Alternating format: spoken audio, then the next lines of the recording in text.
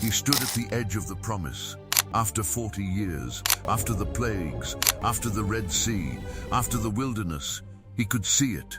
The land God had promised, flowing, open, within reach.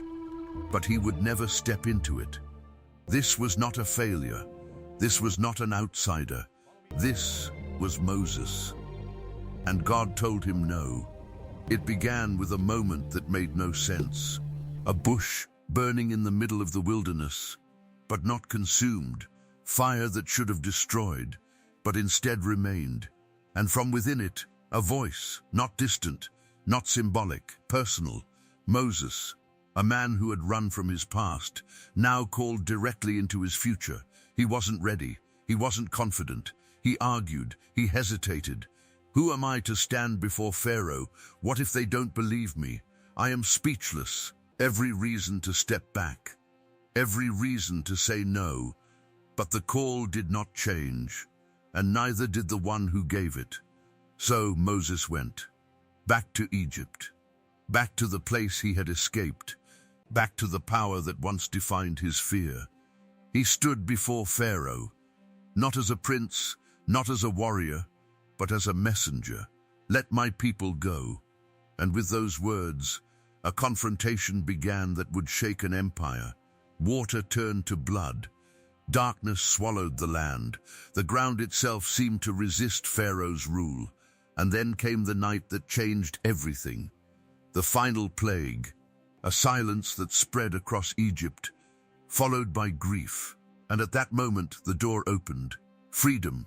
But freedom did not come quietly, because when they reached the sea, it looked like the end. Water in front of them, an army behind them, no escape, no strategy, just fear. And then, something impossible happened. The sea opened, not metaphorically, not symbolically, a path through water, walls rising on both sides, dry ground beneath their feet. And Moses stood at the center of it, watching a nation walk through what should have destroyed them. From that moment on, he was no longer just a leader. He was the one people looked to, for direction, for answers, for connection to God himself. He climbed mountains covered in fire, entered clouds no one else could approach, spoke with God in a way no one else did. If anyone had earned the promise, it was him. But time changes things. Even miracles fade into memory, and what once felt powerful begins to feel distant. The wilderness was not just a journey. It was pressure, constant, relentless, day after day, problem after problem, no water, no food, no stability, and always the same voices, complaints, doubt, fear. Why did you bring us here? Was Egypt better than this? Are we going to die out here? These were not strangers. These were the people he had fought for, led, protected, carried, and now they were turning on him. Again, imagine the weight of that. Not for a moment, not for a day, for years. 40 years of leading people who did not trust the path or the one leading them. And something inside Moses began to wear down. Not his calling, not his belief, but his strength. The quiet kind, the kind no one sees until it's gone. Then came another moment of need. No water, again, and once again, the people gathered, angry, desperate, demanding, and once again God responded. But this time, differently. Take the staff, gather the assembly, speak to the rock, and it will pour out water. Simple, no spectacle, no dramatic act, just obedience, just a word. But Moses stood before the people, and something inside him broke through. Not faith, not authority, frustration, years of pressure, years of resistance, years of carrying more than anyone should. Listen, you rebels, must we bring you water out of this rock? And then he struck it.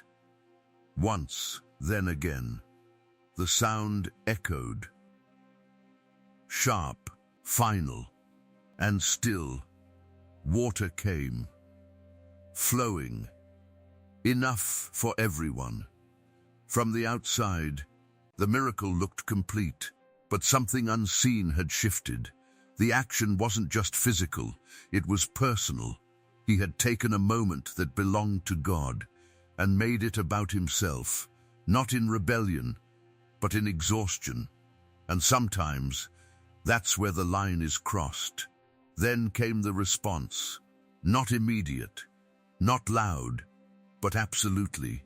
Because you did not trust me, because you did not uphold my holiness before the people, you will not bring them into the land. No explanation beyond that, no negotiation, no reversal, just a boundary, set, final. And this is what makes the moment so difficult to understand, because it wasn't a lifetime of failure, it was a moment, one action, after years of obedience, one response, after a life of surrender. And yet, that moment carried weight, not because God is harsh, but because leadership carries visibility, and visibility carries responsibility. What Moses did was not hidden. It shaped how people saw God. And in that moment, something was misrepresented, not destroyed, but altered. And that mattered. Maybe you've felt that tension, where you've done the right things for a long time. You stayed consistent. You carried responsibility. You held things together when no one else could. And then a moment came. Pressure, frustration, exhaustion. And you reacted. Not because you didn't care, but because you were human. And now you look back and wonder how something so small could carry so much weight. But maybe the question isn't just about the moment. Maybe it's about what that moment reveals.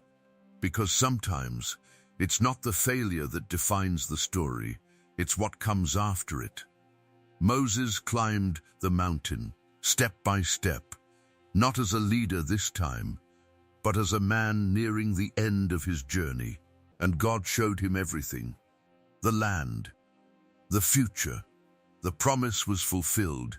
He saw what he had spent his life moving toward, but he would not enter it. And there, on that mountain, his journey ended, not in failure, not in rejection, but in completion, because what he was called to do, he did. He carried people out of slavery. He walked them through the impossible. He brought them to the edge of something greater than himself. And sometimes that is the calling, not to step into the promise, but to make sure others can. And even at the edge, even in the no, God was still there, not distant, not silent, but present.